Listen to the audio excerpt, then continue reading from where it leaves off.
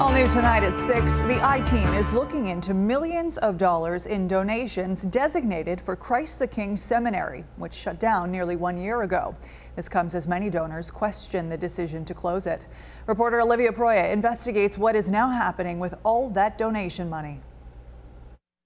February 4th, 2020, the diocese announced the closure of Christ the King Seminary. It was heartbreaking. August 4th, former volunteers say they noticed bodies buried on the property were exhumed. Just days later, they say U-Hauls appeared and statues disappeared. They couldn't get out of Christ the King Seminary fast enough. November 18th, the executive director of the Foundation of the Roman Catholic Diocese, Richard Sukan, filed a petition in state Supreme Court to reallocate donations meant for the seminary. However, if you do this, you have to provide a significant reason for asking for the modification and the use of those funds. The petition says the seminary was closed due to fluctuating student enrollment and the need for capital improvement. It also mentions over the past 10 years, Christ the King Seminary has experienced annual operating deficits averaging $500,000. And that, everyone knows, is a complete falsehood.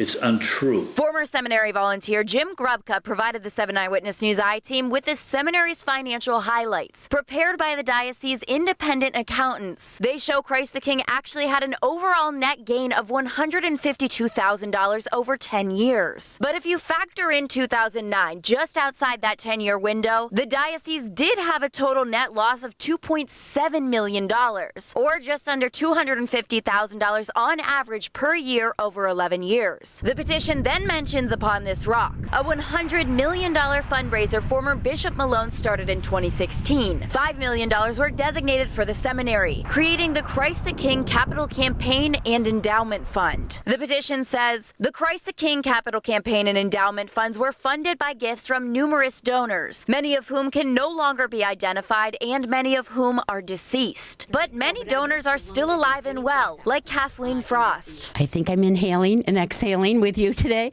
Actually, I think maybe 4 or 5 of the larger endowments, yes, are no longer. But there's a myriad of other donors. Believe me, we're alive. Grubka says this is just a snapshot of the entire database of Upon This Rock donors. The foundation has a list of every contributor upon this rock, every single one.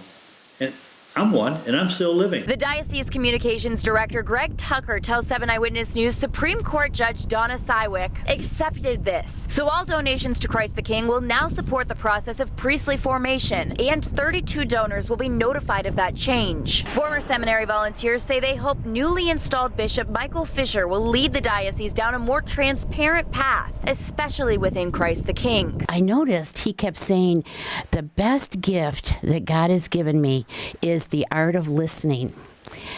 And I thought to myself, well, Bishop, now's the time to listen. For the I-Team, Olivia Proya, 7 Eyewitness News.